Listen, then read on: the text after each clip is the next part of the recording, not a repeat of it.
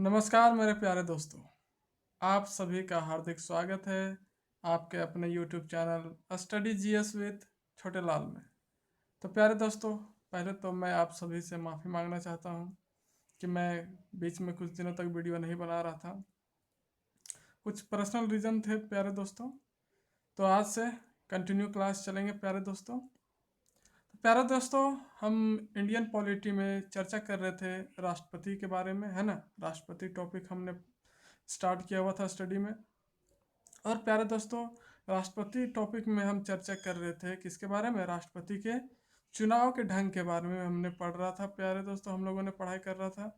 जो आर्टिकल 55 के अनुसार जो चुनावी ढंग होता है राष्ट्रपति का, वो किस तरह से होता है उसके बारे में हम जानकारी ले रहे थे प्यारे दोस्तों। जिसमें से हमने क्या चर्चा कर ली थी कि जो राष्ट्रपति का चुनाव होता है दो ढंग से होता है। एक अनुपातिक मत प्रणाली, है ना, और जो दूसरा हम आज चर्चा करेंगे प्यारे दोस्तों, सिंगल ट्रांसफरेबल वोट सिस्टम, है ना। सिंगल ट्रांसफरेबल वोट सिस्टम के बारे में, एकल संक्रमणीय मत प्रणाली के बारे में आज हम चर्चा करेंगे प्यारे दोस्तों।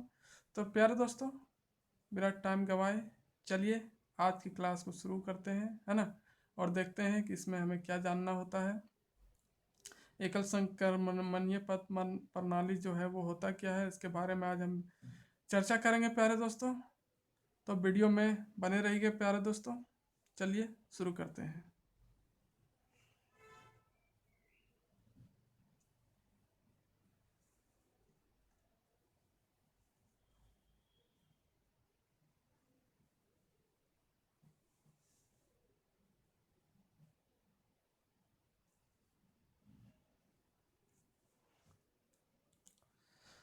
तो प्यारे दोस्तों, सिंगल ट्रांसफरेबल वोट सिस्टम ये होता क्या है? सिंगल ट्रांसफरेबल वोट सिस्टम जो है वो एकल संक्रमणीय मत प्रणाली जो है वो होता क्या है ना। जो राष्ट्रपति का चुनाव होता है प्यारे दोस्तों, इसी प्रणाली के तहत किया जाता है। एकल संक्रमणीय मत प्रणाली, सिंगल ट्रांसफरेबल वोट सिस्टम, यही जो सिस्टम है इसके द्वारा राष्ट्रपति का चुनाव होता है, इलेक्शन होता है किसका? राष्ट्रपति का, हमारे देश में। तो प्यारे दोस्तों, इसमें होता क्या है? इसमें जो वोटर होते हैं प्यारे दोस्तों, वो हमारे जो एमपी होते हैं, है ना, सांसद जो होते हैं, और जो एमएलए विधायक जो होते हैं, वही वोटर होते हैं। यही वोट डालते हैं, अपना महत्वपूर्ण वोट डालते हैं किसके चुनाव में? राष्ट्रपति के चुनाव में प्यारे दोस्तों। और इसमें जो कैंडिडेट्स होते हैं, जितने भी कैंडिडेट्स इलेक्शन के लिए चुनाव मैदान पर उतरते हैं, अगर उनमें से किसी एक को 50% से ज़्यादा वोट मिल गया, है ना, वोटर्स जो होते हैं एमपी और एमएलए, उनके द्वारा जो वोट किया जाता है, उनके वोट में जो 50% से ज़्यादा वोट ले आता है ना, वो क्या होता है? राष्ट्रपति बन जाता है प्यारे दोस्तों, है ना। उसी को फर्स्ट प्रेफरेंस मतलब दिया जाता है, जिसको 50% से ज़्यादा फर्स्ट प्रेफरेंस। प्रेफरेंस कहने का मतलब है कि प्यारे दोस्तों, कि जितने भी कैंडिडेट्स प्रेसिडेंट की इलेक्शन के लिए खड़ा होते हैं, उन सभी को वोट देना अनिवार्य होता है। ऐसा नहीं कि हम जिसको पसंद कर रहे हैं सिर्फ उसी को वोट देंगे, नहीं, वोट सभी को देना है, चाहे जितने भी खड़े हों। लेकिन उसमें क्या किया जाता है? प्रीफरेंस दिया जाता है कि फर्स्ट हम इसको चूज करेंगे, सेकंड इसको चूज करेंगे, थर्ड इसको चूज करेंगे। इस तरह से जितने भी कैंडिडेट होंगे उनके लिए हम क्या करते हैं? अपने मत के अनुसार, अपने सोच के अनुसार, अपनी इच्छा के अनुसार, या फिर जिसको हम अपने राष्ट्रपति के लिए योग्य मानते हैं, उसके अनुसार उन पर क्या लगाते हैं? अपना प्रेफरेंस देते हैं, अपना एक तरह से रैंक देते हैं प्यारे दोस्तों, कि फर्स्ट प्रेफरेंस इसको मैंने दिया, सेकंड प्रेफरेंस ये। तो सभी को वोट देना जरूरी रहता है। फॉर एग्जांपल, अगर हम यहाँ पर चर्चा करें प्यारे दोस्तों की 3 कैंडिडेट जो है वो राष्ट्रपति के चुनाव के लिए खड़े हैं, एक सचिन, जया और भगवान, है ना। ये 3 कैंडिडेट जो हैं वो क्या है? राष्ट्रपति के चुनाव के लिए मैदान पर उतरे हैं। और क्या किया गया है? इनको वोट दिया गया है ना। तो वोट किस तरह से दिया गया? जो कैंडिडेट होंगे एमएलए और एमपी, है ना, वो वोटर होंगे। ये इस साइड का जो दिख रहा है ABCDEF, ये वोटर है। जैसे कि फर्स्ट एग्जांपल में अगर जो वोटर ए है वो सचिन को दिया प्रीफरेंस अपना 2, मतलब कि उसके अनुसार जो है वो दूसरा स्थान पर है। कौन? सचिन। फर्स्ट प्रीफरेंस इसने दिया जया को, और थर्ड प्रीफरेंस दिया किसको? भगवान को, है ना। उसी तरह से बी है, अपना प्रीफरेंस फर्स्ट प्रीफरेंस दिया सचिन को, और सेकंड प्रीफरेंस दिया भगवान को, और थर्ड दिया है जया को। तो इस तरह से जितने भी वोटर होंगे सभी अपना अपना क्या डालेंगे? प्रीफरेंस डालेंगे प्यारे दोस्तों। और इसमें काउंट फिर किया जाएगा कि फर्स्ट प्रीफरेंस पाने वाले का परसेंटेज कितना है, सेकंड प्रीफरेंस पाने वाले का परसेंटेज कितना है, और थर्ड वाले का कितना परसेंटेज बन रहा है। तो उस आधार पर जिसका अगर 50 से ज़्यादा फर्स्ट प्रीफरेंस मिल गया, 50 से ज़्यादा क्या मिल गया? फर्स्ट प्रीफरेंस मिल गया प्यारे दोस्तों, तो वही कैंडिडेट क्या होगा? हमारे देश का प्रेसिडेंट बन जाएगा, राष्ट्रपति बन जाएगा प्यारे दोस्तों। तो ये होता फेज 1 में। अगर फेज 1 में ही 50 प्लस 50% से ज़्यादा अगर किसी को वोट मिल गया है तो फर्स्ट फेज में ही क्या बन जाएगा? राष्ट्रपति बन जाएगा, प्रेसिडेंट बन जाएगा। लेकिन प्यारे दोस्तों अगर यहाँ मैच टाई हो जाता है, ड्रॉ हो जाता है ना, कि जैसे यहाँ पर है कि सचिन को भी 40% मिला है और जया को भी 40%। फर्स्ट प्रेफरेंस जो है जया को 40% और सचिन को भी 40% अगर मिला, और जो भगवान है उसको सिर्फ 20% लोगों ने ही फर्स्ट प्रेफरेंस दिया है, तो इस तरह से ये एलिमेंट हो जाएगा, है ना। क्या हो जाएगा? हटा दिया जाएगा भगवान को, है ना, क्योंकि आप रेस से बाहर हो चुके हैं। लेकिन यहाँ पर प्यारे दोस्तों क्या होगा कि 40% यहाँ भी है और 40% यहाँ भी है। तो इस स्थिति में क्या किया जाएगा प्यारे दोस्तों? सेकेंड फेज का यूज किया जाएगा, है ना। सेकेंड फेज में क्या हो जाएगा प्यारे दोस्तों? सेकेंड फेज में फिर क्या होगा कि जो, है ना, ड्रॉ वाले कैंडिडेट्स थे उनको फिर से चुनावी मैदान में उतारा जाता है। क्या किया जाता है? चुनावी मैदान में उतारा जाता है। लेकिन जो 20% वाला था, कौन? भगवान, है ना, उसको एलिमेंट कर दिया जाएगा, यहाँ से हटा दिया जाएगा, है ना। तो प्यारे दोस्तों हम देखते हैं कि कहने का मतलब है प्यारे दोस्तों कि अगर मैच ड्रॉ हो जाता है ना, तो क्रिकेट में अगर मैच ड्रॉ हो जाता है तो क्या करते हैं? कुछ ना कुछ दूसरा उसका सप्लीमेंट्री ढूंढते हैं, है ना। उसी तरह से प्यारे दोस्तों जब इलेक्शन होता है राष्ट्रपति का, तब क्या होता है कि टोटल में, जैसे कि हम जानते हैं कि टोटल वोटर कितने हैं? 2500 है। उसमें से एक कैंडिडेट को एनी हाउ कितना लाना है? 1200। 50% कम से कम उसको लाना ही है ना। अगर दो कैंडिडेट्स के बीच में ड्रॉ हो जाता, जैसे एग्जांपल में हम देख रहे थे कि 40% और 40% जो था वो ड्रॉ हो जा रहा था, किसका किसका? सचिन और जया का, है ना। तो इस केस पे दोस्तों क्या करेंगे सेकंड फेज में कि सपोज दैट मान लेते हैं हम कि फर्स्ट फेज में, है ना, सचिन को जो है फर्स्ट प्रेफरेंस कितना मिला था? 700, है ना, और जया को 1000, और फिर भगवान को कितना मिला? 800। यहाँ पर किसी का भी 50% नहीं हो रहा, किसी का भी 50% नहीं हो रहा है प्यारे दोस्तों, है ना। इसीलिए हम क्या करेंगे, जिसको कम प्रेफरेंस दिया गया, कम फर्स्ट पोजीशन का प्रेफरेंस दिया गया, फर्स्ट प्रेफरेंस जिसको कम दिया गया है उसको क्या किया जाता है? एलिमिनेट कर दिया जाता है ना। यहाँ से इसको हटा दिया जाता है, क्योंकि आप अब रेस से क्या है? बाहर हैं, क्योंकि आपको कम लोगों ने फर्स्ट प्रेफरेंस दिया है। और जो बच जाते हैं प्यारे दोस्तों, है ना, उनको फिर से मैदान पे उतारा जाता है। और ये जो 700 सचिन को मिला था फर्स्ट प्रीफरेंस, इसी वोट को फिर क्या किया जाता है? इन दोनों के लिए यूज किया जाता है। फिर से ये जो 700 फर्स्ट प्रीफरेंस दिए थे वे क्या करेंगे? इनके लिए फर्स्ट प्रीफरेंस का वोट देंगे। और इस 700 में अगर मान लिया कि इस जया को 200 फर्स्ट प्रीफरेंस दिया गया, ये 700 वाले, है ना, और भगवान को कितना मिला? 500 मिला प्यारे दोस्तों। तो पहले से जो जया को फर्स्ट प्रेफरेंस मिला था 1000, और बाद के ये 700 वोट से मिला 200, तो टोटल इसके हो गए 1200। लेकिन प्यारे दोस्तों भगवान को जैसे ही 500 फिर से मिला क्या? फर्स्ट प्रेफरेंस, तब उसके टोटल वोट कितने हो गए 1300, कितने 1300 प्यारे दोस्तों, जो 1250 को क्रॉस कर रहा है, मतलब कि ये 50% का जो कोटा है उसको कंप्लीट कर रहा है, और ये जो है 1200 ये 50% का कोटा कंप्लीट नहीं कर पा रहा है ना। तो इस तरह से फिर इसका जो है 50% का कोटा कंप्लीट हो गया वोट का, तो इस आधार पर ये जो भगवान है वो उस क्या बन जाएगा, राष्ट्रपति बन जाएगा प्यारे दोस्तों। तो इसी तरह का सेम टू सेम प्रोसेस जो है हमारे राष्ट्रपति के चुनाव में होता है। आई होप प्यारे दोस्तों ये सिंगल ट्रांसफरेबल वोट सिस्टम जो है आपको समझ में आया होगा।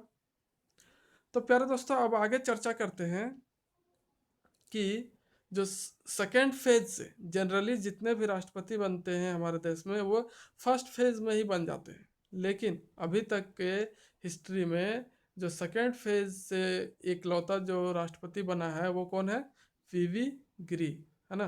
कौन है प्यारे दोस्तों, वीवी गिरी है ना। जैसे देख रहे हैं आप अपने स्क्रीन में कि सेकेंड फेज से अभी तक एक ही राष्ट्रपति बना है और वो कौन है, वीवी गिरी है प्यारे दोस्तों। कौन, वीवी गिरी जो है, जो इकलौते राष्ट्रपति थे जो सेकेंड फेज से बने थे, है ना। किसको हरा करके, नीलम संजीव रेड्डी को हरा करके इन्होंने सेकेंड फेज में किसे हराया था प्यारे दोस्तों, नीलम संजीव रेड्डी को हराया था। तो उसी तरह से प्यारे दोस्तों सिंगल ट्रांसफरेबल वोट सिस्टम की बात करें तो सिंगल ट्रांसफरेबल वोट सिस्टम में किसका किसका चुनाव किया जाता है, किसका किसका वोट होता है, प्रेसिडेंट का, अभी जो हमने पढ़ा, वाइस प्रेसिडेंट का, MP of Rajya Sabha and MLC of legislative council, है ना। विधान परिषद के जो सदस्य होंगे और राज्यसभा के जो सदस्य होंगे, जो वाइस प्रेसिडेंट होगा और जो प्रेसिडेंट होगा, इन सभी का जो चुनाव होता है प्यारे दोस्तों इसी सिंगल ट्रांसफरेबल वोट सिस्टम से क्या होता है, किया जाता है। तो प्यारे दोस्तों इस तरह से हमने जो राष्ट्रपति का चुनावी ढंग जो है वो हमने पढ़ लिया, है ना। क्या क्या पढ़ा, समानुपातिक मत प्रणाली से, और जो अभी हम चर्चा कर रहे थे सिंगल ट्रांसफरेबल वोट सिस्टम, है ना, एकल संक्रमणीय मत प्रणाली, ये हमने देख लिया प्यारे दोस्तों। तो क्वेश्चन अगर पूछा जाए प्यारे दोस्तों कि राष्ट्रपति का चुनाव होता है किसके आधार पर, है ना, राष्ट्रपति का जो चुनाव होता है किसके आधार पर होता है, तो प्यारे दोस्तों उसका सही आंसर होगा क्या, एकल संक्रमणीय मत प्रणाली, है ना। क्या, एकल संक्रमणीय मत प्रणाली प्यारे दोस्तों। ऑप्शन में रह सकता है कि प्रत्यक्ष रूप से, हमने तो देखा कि ये प्रत्यक्ष रूप से नहीं होता है, अप्रत्यक्ष रूप से होता है, तो ये तो ऑप्शन ऐसे भी गलत, है ना। और रहे कि अनुपातिक प्रतिनिधित्व प्रणाली, है ना, अनुपातिक मत प्रणाली का जो यूज करते हैं तो वो वोटर्स के लिए यूज होता है प्यारे दोस्तों, और मेनली जो है एकल संक्रमणीय मत प्रणाली है उसके द्वारा जो है फाइनली चुनाव किया जाता है किसका, राष्ट्रपति का। ये तो हमें बताता है कि कौन कौन इसमें भाग लेंगे, उनके वोटों का जो गणना होगा किस तरह से होगा, कितने एरिया में, कितने डिस्ट्रिक्ट सॉरी कितने राज्यों से कितने वोट एक राष्ट्रपति को मिल रहे हैं वो उसके एमएलए तय करेंगे, है ना। एमएलए द्वारा निर्धारित किया जाता है एक एमएलए का कितना वोट होगा, उसकी कितनी गणना की जाएगी, उसके बारे में अनुपातिक प्रतिनिधित्व प्रणाली जो है बताता है, जो राष्ट्रपति के चुनाव का एक हिस्सा है। लेकिन जो मुख्य रूप से काम करता है प्यारे दोस्तों वो कौन है, एकल संक्रमणीय मत प्रणाली। कौन, एकल संक्रमणीय मत प्रणाली प्यारे दोस्तों। तो इस तरह से इस तरह का अगर क्वेश्चन आ जाए तो इसका सही आंसर, सटीक आंसर क्या होगा प्यारे दोस्तों, एकल संक्रमणीय मत प्रणाली, एकल संक्रमणीय मत प्रणाली प्यारे दोस्तों। तो आगे देखते हैं प्यारे दोस्तों, ये राष्ट्रपति का चुनावी ढंग के बारे में हमने देख लिया। अब आगे बात करेंगे रिमूवल ऑफ प्रेसिडेंट। आखिरकार एक प्रेसिडेंट को हटाया जाएगा तो कैसे हटाया जाएगा, है ना, इसके बारे में देख लेते हैं। रिमूवल ऑफ प्रेसिडेंट, है ना। तो प्यारे दोस्तों जो प्रेसिडेंट होता है या तो उसका जब जैसे ही टेन्योर खत्म हो जाएगा, 5 साल की कार्यावधि पूरी हो जाएगी तो उस ऑटोमेटिक वो हट जाएगा, है ना। लेकिन उसके बीच में ही अगर उसको हटाया जाए तो कैसे हटाया जा सकता है, किन कारणों से उसको हटाया जाएगा, क्यों हटाएंगे, इसके बारे में चर्चा कर लेते हैं प्यारे दोस्तों। तो यही है रिमूवल ऑफ प्रेसिडेंट, है ना, राष्ट्रपति का हटाया जाना। तो प्रेसिडेंट रिमूव बाय पार्लियामेंट, जो प्रेसिडेंट होगा वो रिमूव होगा किसके द्वारा? पार्लियामेंट के द्वारा, बाय इम्पीचमेंट प्रोसेस, है ना। कौन से प्रोसेस के तहत इसको हटाया जाएगा प्यारे दोस्तों? इम्पीचमेंट प्रोसेस लाया जाएगा, है ना। राष्ट्रपति महाभियोग प्रक्रिया के द्वारा क्या किया जाता है? हटाया जाता है। कहाँ पर? संसद में, पार्लियामेंट के द्वारा। तो ये जो बात है प्यारे दोस्तों, रिमूवल ऑफ प्रेसिडेंट, ये कौन से आर्टिकल के तहत बताया गया? आर्टिकल 61, है ना। आर्टिकल 61 में जो है ये हमें जानकारी मिलता है कि किसी भी राष्ट्रपति के खिलाफ जो है क्या लाया जा सकता है? महाभियोग लाया जाता है। और ये जो सोर्स है प्यारे दोस्तों, स्रोत जो है, इसको लिया गया कहाँ से? यूएसए से, अमेरिका से, यूनाइटेड स्टेट ऑफ अमेरिका से लिया गया। और इसका बेस ऑफ रिमूवल, कौन से आधार पर इसको रिमूव किया जाएगा, है ना, कौन सा आधार पर इसको रिमूव किया जाएगा प्यारे दोस्तों? तो वो क्या होना चाहिए? वायलेशन ऑफ कॉन्स्टिट्यूशन, संविधान का अतिक्रमण। मतलब कि कोई राष्ट्रपति है और वो संविधान के खिलाफ अपना निर्णय ले रहा है, अपना काम कर रहा है, या फिर संविधान को नहीं मान रहा है, उससे कुछ अलग करने की कोशिश कर रहा है, नियम कानून के खिलाफ कर रहा है, तब उस स्थिति में क्या लाया जाता है? इम्पीचमेंट, है ना, महाभियोग लाया जाता है। और इसी प्रक्रिया के द्वारा क्या किया जाएगा? राष्ट्रपति को हटाया जाता है उसके पद से। यही कहलाता है रिमूवल ऑफ प्रेसिडेंट प्यारे दोस्तों। तो आई होप आपको ये समझ में आ रहा होगा प्यारे दोस्तों। अब आगे चर्चा करते हैं प्यारे दोस्तों कि इम्पीचमेंट जो है वो बिल कैसे पास होता है ना। आखिरकार महाभियोग प्रक्रिया जो आएगा वो किस तरह से लाया जाएगा प्यारे दोस्तों? तो वो होता है प्यारे दोस्तों कि इम्पीचमेंट बिल जब आएगा, है ना, तो उसको सबसे पहले महाभियोग विधेयक जो है वो सबसे पहले कहाँ रखा जाएगा? पार्लियामेंट में। पार्लियामेंट के किसी भी अंग में। अब पार्लियामेंट का दो अंग होता है, एक राज्यसभा और एक लोकसभा, है ना। तो can be introduce in any houses of parliament. प्यारे दोस्तों क्या बोला गया है कि can be introduce in any houses of parliament, parliament के किसी भी हाउस में, किसी भी सदन में उसको क्या किया जा सकता है? उस बिल को पेश किया जा सकता है प्यारे दोस्तों। राज्यसभा या फिर लोकसभा, किसी में भी शुरुआत इसकी हो सकती है, या फिर राज्यसभा या फिर लोकसभा, लोकसभा या फिर राज्यसभा। तो सपोज दैट प्यारे दोस्तों, किसी राष्ट्रपति पर अगर इम्पीचमेंट बिल लाया गया है, तो अगर राज्यसभा में उसको सबसे पहले रखा गया है, सबसे पहले पेश कहाँ किया गया? राज्यसभा में। तो राज्यसभा का जो टोटल सीट होगा प्यारे दोस्तों, उसमें से 1/4 मेजोरिटी ऑफ टोटल मेंबर क्या करेगा? उस बिल पर साइन करेगा, पहल दिखाएगा, है ना, अपना विचार रखेगा, अपना सहमति दिखाएगा। कितना? 1/4 मेंबर, है ना। 1/4 मेजोरिटी बहुमत के साथ क्या होना चाहिए? उस बिल पर सिग्नेचर किया जाना चाहिए। किसके द्वारा? एमपी ऑफ राज्यसभा के द्वारा, है ना। और या तो यह लोकसभा में जा सकता है पहले, या फिर राज्यसभा में। अगर राज्यसभा में पहले जा रहा है तब यहाँ से बिल पास हो करके कहाँ जाएगा? लोकसभा में। अगर लोकसभा में पहले आया है तब लोकसभा से बिल कहाँ जाएगा? राज्यसभा में। सेम प्रोसेस होगा प्यारे दोस्तों। तो इसमें क्या किया जाएगा प्यारे दोस्तों कि 1/4 जो है, 1/4 मेजोरिटी जो है, वो तो सिग्नेचर करने के लिए है कि चलो हाँ ठीक है, राष्ट्रपति जो है थोड़ा कुछ गलत कर रहा है, संविधान के खिलाफ है, तो इसके खिलाफ जो इम्पीचमेंट बिल आता है उसमें से 1/4 भाग जो मेंबर होंगे वो सिग्नेचर कर देंगे, पहल दिखाएंगे अपना। लेकिन जो होगा बिल पास, वो कब होगा? जब 2/3 मेजोरिटी के साथ टोटल मेंबर जो है उस पर क्या करेंगे? अपना सिफारिश देंगे या फिर सिग्नेचर करेंगे, है ना। कितना? 2/3 मेंबर होने चाहिए, कम से कम 2/3। 1/4 तो सिग्नेचर करने के लिए कि हाँ इनके खिलाफ इम्पीचमेंट बिल लाया जाए। लेकिन बिल कब पास होगा? जब 2/3 मेंबर जो है उस बिल पर अपना सहमति जताएंगे, हस्ताक्षर करेंगे। उसके बाद प्यारे दोस्तों इस बिल को कहाँ भेज दिया जाएगा? राज्यसभा से लोकसभा में, है ना। लोकसभा में आएगा और लोकसभा इस बिल का क्या करेगा? इन्वेस्टिगेशन करेगा, है ना। क्या करेगा? इसको इन्वेस्टिगेट करेगा, छानबीन करेगा कि सही है कि गलत है, किस आधार पर इसको लिया गया है, कौन सी बातें कही गई है, इन सारा चीज़ों का क्या करेगा? ये जांच करेगा। इसलिए इसे क्या कहा गया है? इन्वेस्टिगेशन हाउस बोला जाता है। क्या बोला जाता है? इन्वेस्टिगेशन हाउस बोला जाता है प्यारे दोस्तों।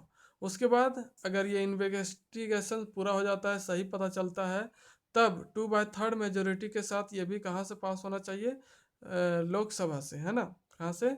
लोकसभा से प्यारे दोस्तों। यहाँ से भी 2/3 मेजोरिटी के साथ 2/3 बहुमत के साथ क्या होना चाहिए, ये बिल पास होना चाहिए, है ना। और इस तरह से जो इम्पीचमेंट बिल होगा प्यारे दोस्तों वो पास हो जाएगा, पारित हो जाएगा।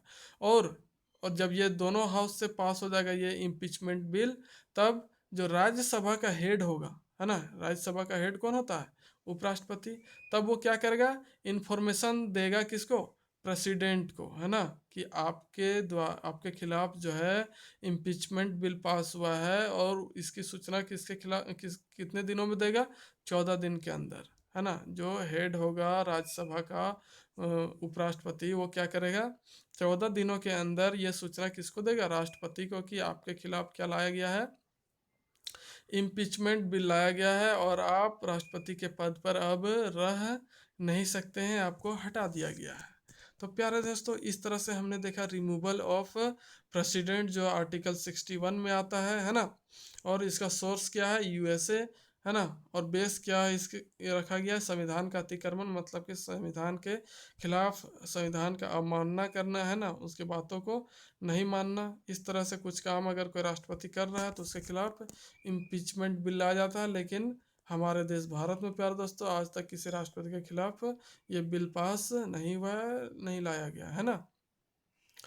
तो इस पूरे प्रोसेस को क्या बोला जाता है प्यारे दोस्तों, जो इम्पीचमेंट बिल पास करने का जो प्रोसेस होता है, इस प्रोसेस को बोला गया है प्यारे दोस्तों, क्या बोला गया है, क्वासी जुडिशियल प्रोसेस। क्या बोला गया है, क्वासी जुडिशियल प्रोसेस, अर्ध न्यायिक प्रक्रिया कहा जाता है ना। इम्पीचमेंट बिल लाने का जो प्रोसेस है प्यारे दोस्तों, उसको क्या बोला जाता है, अर्ध न्यायिक अर्थ न्यायिक प्रक्रिया, है ना।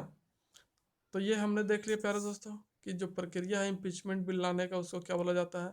अब हम आगे डिस्कस करेंगे प्यारे दोस्तों एक्सक्यूजिटिव पावर ऑफ प्रेसिडेंट, राष्ट्रपति का कार्यपालिका शक्तियाँ, कौन कौन सी कार्यपालिका शक्तियाँ दी गई हैं किसको, हमारे देश के जो राष्ट्रपति हैं उसको।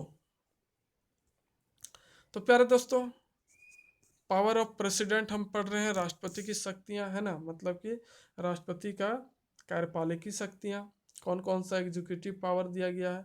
तो इसमें फर्स्ट पावर जो है प्यारे दोस्तों वो क्या है, एग्जीक्यूटिव पावर, मतलब कि कार्यपालिका शक्तियाँ, है ना। उसके बाद लेजिस्लेटिव पावर, विधायी शक्तियाँ। उसके बाद है फाइनेंशियल पावर, वित्तीय शक्तियाँ। फिर है जुडिशियरी पावर, न्यायिक शक्तियाँ। उसके बाद है डिप्लोमेटिक पावर, कूटनीतिक शक्तियाँ। उसके बाद है मिलिट्री पावर, सैनिक शक्तियाँ। और इमरजेंसी पावर, आपातकालीन शक्तियाँ प्यारे दोस्तों। तो ये 7 तरह के जो मुख्य पावर जो दिया गया है किसको, हमारे देश के राष्ट्रपति को। उसमें फर्स्ट आता है executive powers, legislative powers, financial power, judiciary power, diplomatic power, military powers and emergency power. और इसमें से जो फोर पावर है प्यारे दोस्तों, कौन कौन, एग्जीक्यूटिव पावर, लेजिस्लेटिव पावर, है ना, फाइनेंशियल पावर और जुडिशरी पावर। ये पावर जो है हमारे राज्यों में जो गवर्नर होते हैं उनको भी दिया गया है ना। जो राज्यपाल होते हैं उनको भी ये 4 शक्तियाँ मिली हुई है। और बाकी 3 शक्तियाँ जो है डिप्लोमेटिक पावर, मिलिट्री पावर और इमरजेंसी पावर, ये सिर्फ किसको दिया गया है, राष्ट्रपति को दिया गया है प्यारे दोस्तों। इन शक्तियों के आधार पर ही वो अपना अपना क्या करेगा, इस क्षेत्र पर अपना काम करता है प्यारे दोस्तों। तो नेक्स्ट वीडियो में हम चर्चा करेंगे प्यारे दोस्तों किसके बारे में, एग्जीक्यूटिव पावर ऑफ प्रेसिडेंट, है ना। एग्जीक्यूटिव पावर ऑफ प्रेसिडेंट के बारे में हम चर्चा करेंगे। तो वीडियो में अंतिम रूप तक बने रहने के लिए प्यारे दोस्तों आप सभी का तहे दिल से स्वागत करता हूं, मैं आपका अभिनंदन करता हूं, है ना। और धन्यवाद भी करता हूं प्यारे दोस्तों। ऐसे ही इस हमारे द्वारा जो बनाया गया वीडियो को शेयर, लाइक, कमेंट और सब्सक्राइब करते रहिए, है ना। और ज़्यादा से ज़्यादा लोगों तक फैलाते रहिए ताकि इस तरह का जो भी अपना तैयारी करना चाहते हैं प्यारे दोस्तों सभी के लिए हेल्पफुल बने, है ना। तो आपसे उम्मीद है प्यारे दोस्तों कि आप like, share, subscribe and comment ज़रूर करेंगे। तो नेक्स्ट वीडियो के लिए अगली वीडियो में मिलते हैं प्यारे दोस्तों। तब तक के लिए नमस्कार, धन्यवाद।